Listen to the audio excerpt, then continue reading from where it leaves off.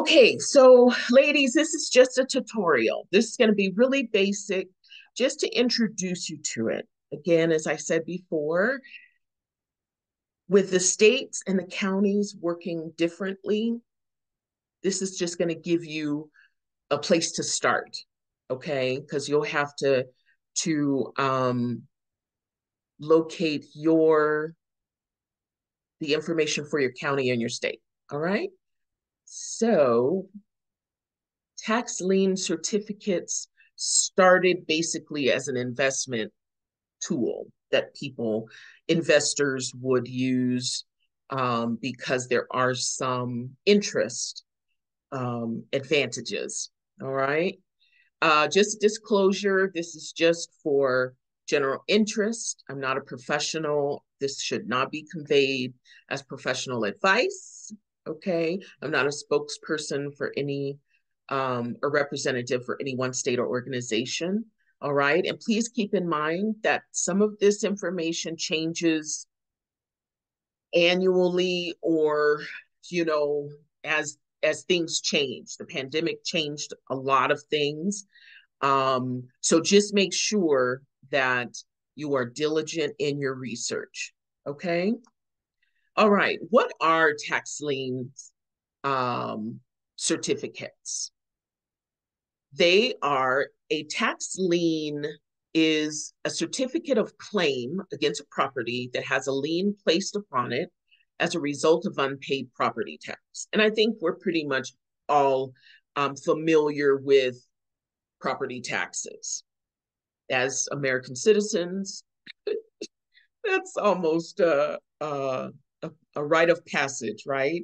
Okay, so the tax lien certificate can be sold to an investor, ourselves, or any public citizen, so that the county may recoup the delinquent taxes. Taxes are accrued and billed through the county of the property. Tax lien certificate can be redeemed by the property owner, transferred to another individual or an entity, or used as a step to foreclose to acquire the property. And we'll talk about that and my current situation. Tax lien certificates accrue interest, and you'll see each state has their own individual maximum interest. Based on that rate, the certificate was purchased at. Each state is different. Tax lien certificates can be good investment as a stream of income, increased an investor's portfolio, or you can acquire the property. All right. So this is just data stuff. Okay. This was the last report from CareLogic that showed there's an actual decrease in the tax delinquency rates, and from 6.3 in 2020, which we know was a pretty rough year, and it went down between the decade of 2011 and 2021. The maximum peaked at 7.1. So the decline started in 2018 with some fluctuation. All right. So this is one of the CareLogic economists that homeowners under financial distress are more likely to be late on their property taxes. That's the one bill that they will put aside to pay later, okay, which start to interest increase, and that's where they fall short and it becomes delinquent, and then that tax lien actually becomes eligible for sale. Unemployment in 2018 had the lowest delinquency rates. The rise in 2020 and the decline in 2021 was basically the results from the pandemic and the loss of jobs, and then it increased once people got back on their feet and things evened out a little bit. Now, this was interesting to me. These are the top 5 states that have the highest property tax delinquency. Mississippi, I know we have someone in here from Mississippi, 15.6%. Delaware, Virginia's third, New Jersey, Massachusetts tie, and then you have Washington, D.C. The lowest, excuse me, from this 2021 report, excuse me, North Dakota at 1.2. So that was amazing to me. Only 1.2% of the residents had delinquent taxes on their property. Minnesota second, Wisconsin third, fourth is Illinois, and then Utah. And then this article is available at carelogic.com, press releases, and you can look that up if you want to read the whole article.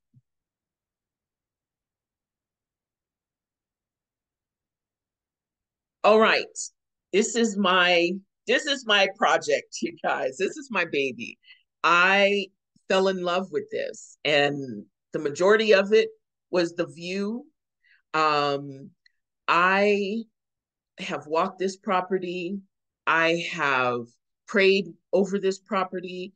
I am due to go back and visit. I am in the court process for Pima County in Arizona. So I don't have my deed just yet, but I am filing my default paperwork. The interesting part about this is when I sent the notice of intent to foreclose, I didn't get any response. So I went to the court process.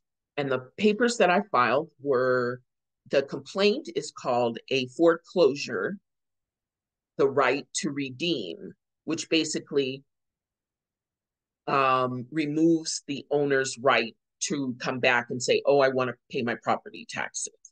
So once the court grants that default, they will order to issue a deed for this property. I was actually here with my daughter when they moved Flagstaff a month ago, and the family called me after they got the court papers, and the gentleman said he was the son of the wife, and they were both deceased. He's 80 years old, and he has nothing to do with this property.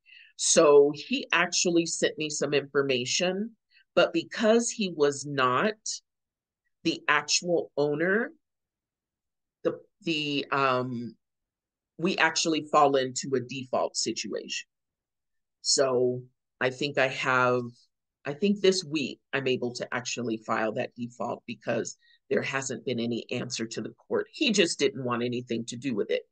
That's the type of situations that could come of purchasing tax lien certificates. Okay, so this is my project. I'm so excited. This is the actual land here, and it goes back. It's probably about 2.5 acres, and I'm just really excited about it. So just wanted to share that part.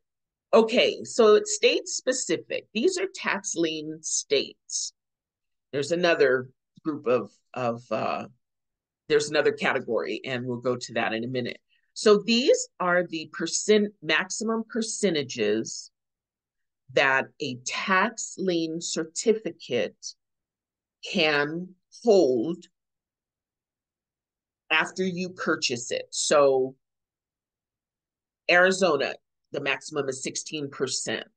So the way that I bought my tax certificates, and again, there's another slide on over the counter.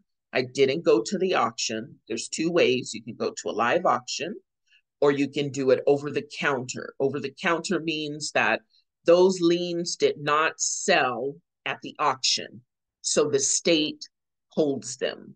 Some instances, a county might hold them, and they're available for you to go and purchase them right at the counter, or you can still go online and give your parcel number, and you've done all your due diligence, you've done your research, you walk the property. This is the property that you want to invest in. If the state or the county holds that lien certificate, it's going to be at the maximum percentage rate. Okay. I hope that makes sense. It's, again, every state's different, but that's the basic premises of it. Okay. So if I were to go to the auction, which is, we're in auction season for Arizona, and I said, okay, I found a piece of property that I want to bid on. They do what you have to bid down. Okay. So say I have a piece of property, there's somebody else looking at that property. So I say, okay, I want 16%. Somebody comes in and say, no, I want 15. I'll take 15. It can go all the way down to 1, which you don't want to do. They suggest you don't go under 5. Okay. You don't want to go under 5% because then there's no advantage. Okay. So you can look here and see what your percentage is. The other number are the years. The years basically means if you were to go to an auction, you found a piece of property, you won that bid. Okay. So from the date that you purchase that certificate, you have to hold it for 3 years before you can file a foreclosure action or transfer it to someone that might be interested. Again, every state, that process is different for every state, but it is possible. During those 3 years, the owner has an opportunity to come back and pay their taxes off. When they do that, all of that's coming to you as the certificate holder, plus that 12%, 16, 18%. Okay, that's going to come to you. So the investment side of this is, it's not get rich quick. It's a real steady type of investment. Okay, I don't know if anybody's getting 16, 11. Let's see, where's a low one? Maryland is as low as 6% on a savings account. And that's kind of how it was presented to me when I started researching and getting into this. It's like, where are you going to find that you can get an annual percentage rate at anything over what, 1.2%? So you're going to have an advantage when that owner comes back and says, no, I got to pay. I did have a friend of mine that she bought her certificates the same time as I did. And she's actually from Florida. She just moved to Arizona. And her people, she bought 3 certificates. Her people said, oh no, we want our land, after she sent the notice that she was going to foreclose.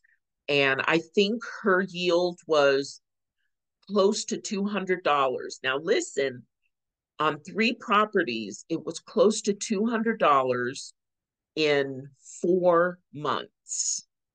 That's it. So in long term, it would have been even more, of course, but it was a pretty good deal for her. She was really excited and ready to continue. Okay, so that's tax lien states. So you need to make sure that you confirm that your state is a tax lien state. Okay, the next one is a tax deed state. This is different. So these states, and there are duplicates, okay? Some have liens and deeds, all right? I did know that Florida's one.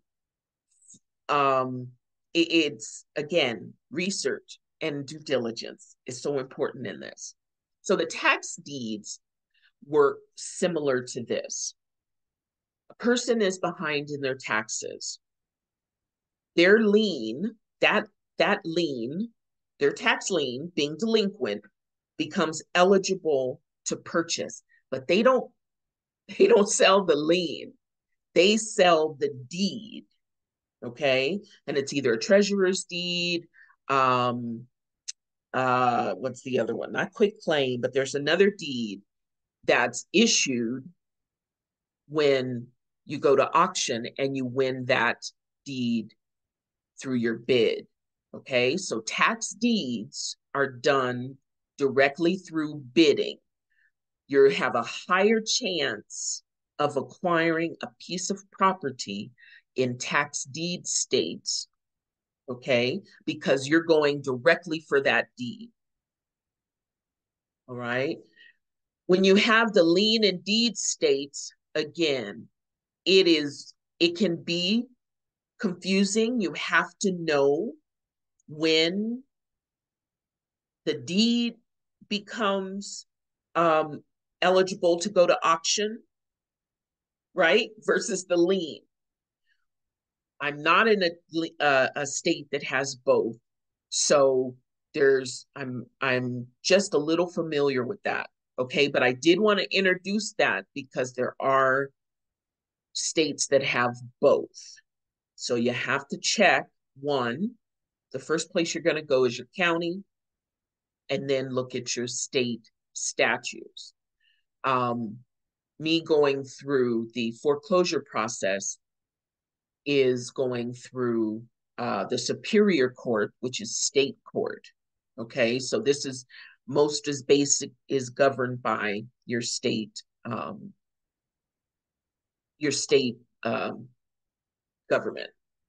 This is just a quick graphic of your tax lien certificate states, your tax deed states, those that are both, and those that are redeemable. Okay, I didn't go into this because this is something I know not a whole lot about. Okay, redeemable deeds are this: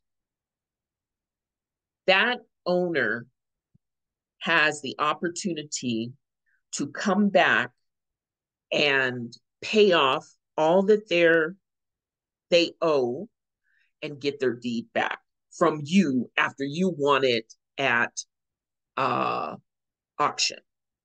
Okay, this is kind of a rare thing. There's not, as you can see, there's not a lot, just a handful, half dozen, but you really want to make sure that you have your understand, I mean, that redeemable deed. Okay. And again, this is really just intro for you so you know where to start. Okay. I can't emphasize this enough. Okay. I cannot emphasize research and due diligence. I I can't say I'm real embarrassed. I think fear had a lot to do with it, with me just stepping out there to do it. I had very little money. Um, it was just, stepping out on faith when I did. I was introduced to this concept in 2014. A friend of mine and her husband gave me the book Rich Dad Poor Dad. And so it gave me a different outlook on property. So this is where I began to do my research and due diligence. All right, so steps: determine your state's tax collector. Who is it? Where are they? And how do you get to them? Okay, I'm I think mine probably know me because I do pick up the phone and call and ask them questions. That's really important. All right, step 2, tax lien certificate sale auction season. Every state, every county has their tax season, their auction season. February is Arizona's. It's either online or in person. Your smaller counties went back to being in person after the pandemic if there's not a lot of people, but the majority are online. Register according to the requirements. You do have to give your information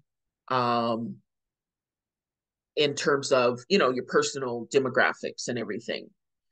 You're going to go to the auction and you're going to bid on that property again after your research and according to their process, whether you're going to bid down from say 18% until nobody is challenging you on that.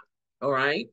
Once you win that bid, you pay the total delinquency, taxes, and the fees. Usually there's $5, registration, $10 registration. There are some fees involved. You hold that tax lien certificate for the designated period of time until it matures. All right. Tax lien certificates do expire. They usually expire after about 10 years, but you have to be very cognizant of those dates. Okay. Then you can get the taxes back from the owner plus the interest. If they decide, no, we're not going to lose our property, we're going to pay this. Okay. You're going to get your money back plus the interest. That's why due diligence and research is important, because you want to find that property that's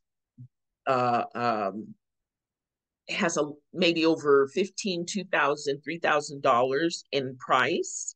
They're delinquent. Your $100, $200 tax certificates, they're going to find a way to pay those. So you want to find your comfort spot, find the property, find out if it's vacant, find out if so due diligence is important.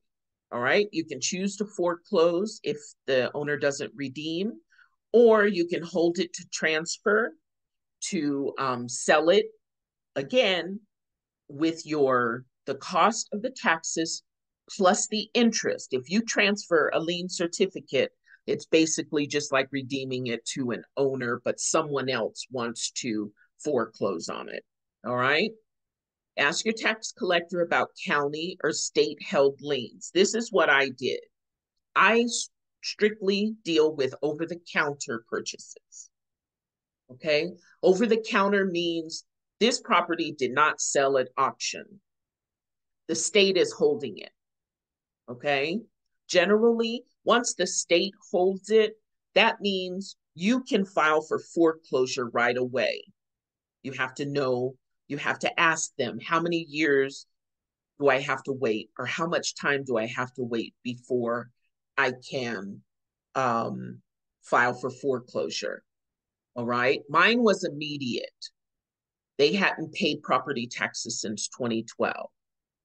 So I was able to purchase it, then go right into that first notice of intent to foreclose the right to redeem. Okay. This is a game changer. Over the counter, state held, over the counter. There's just different terms, but over the counter is the general term. All right. Or surplus. Some states, they do have the surplus to continue to try to recoup those delinquent taxes, and they are available without going to auction. All right. These are the pros of tax lien certificates. You don't have to have a whole lot of money to start. All right. You do have the opportunity to acquire the property. Tax deed states you have a much higher opportunity because you're just going for the deed. Tax liens often take priority over other liens or mortgages. That means that if the property goes into foreclosure, a tax lien holder is typically paid before any other creditors. And that's one of the bigger advantages. That tax lien is priority.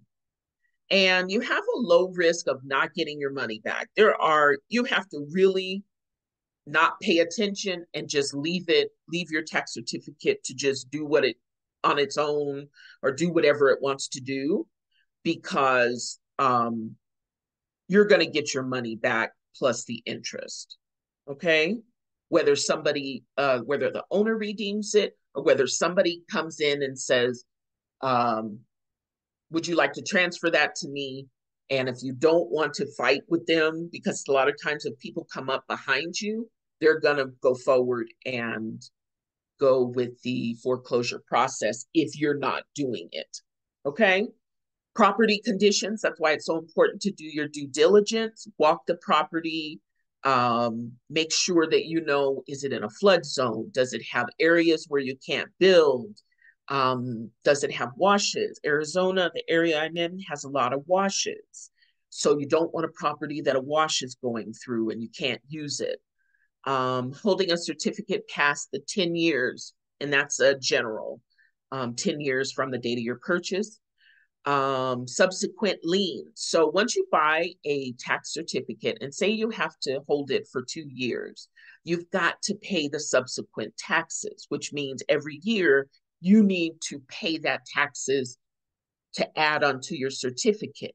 Someone can come behind you and pay that subsequent year and bypass you to acquire the property.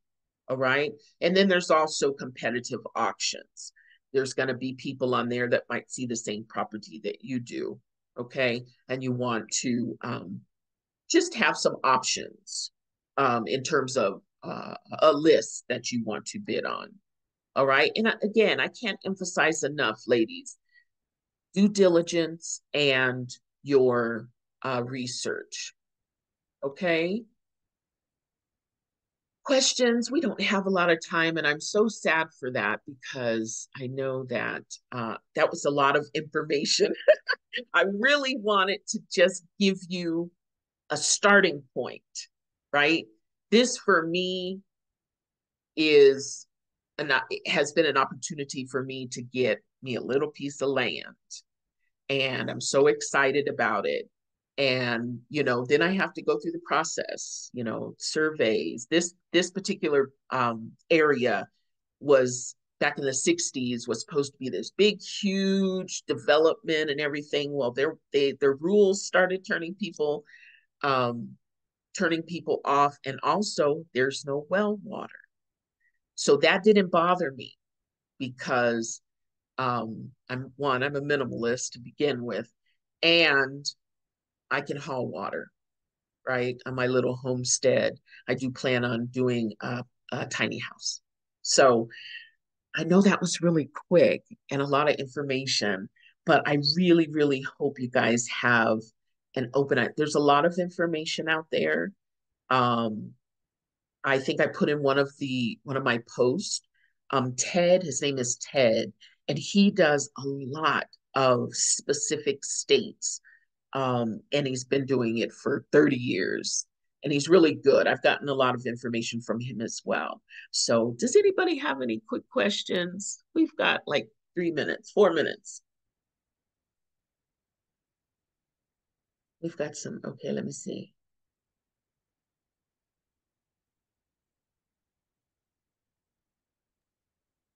No. Keisha, KK asked if you can charge your own additional fee. No, you can't. If the owner comes and says, I'm paying my taxes, and basically they don't really deal with you directly. If they redeem, all of your funds are going to come from the state or the county rather, most of the time. Okay.